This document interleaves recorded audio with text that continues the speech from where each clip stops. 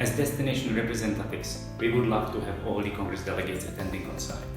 However, many delegates are for various reasons not able to attend the Congress when taking place on the other side of the world.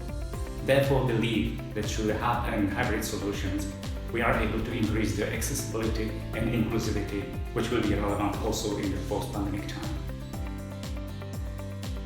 We believe that interpersonal networking and contacts are very essential for our members, and they help to create the contacts, new activities, and basically this important part of all our congresses. That we believe that for future we have to keep the way to organize the hybrid meeting. I really believe that hybrid conferences are the future of the whole MICE industry. Not only they can attract the best personalities as speakers, but also they can enable a whole new types of content, networking and entertainment.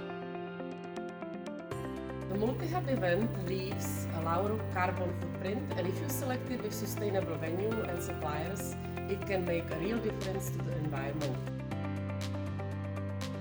Local Hub gives us the great opportunity to discuss topics which are relevant to the region, and therefore also to increase the scientific impact of the entire event.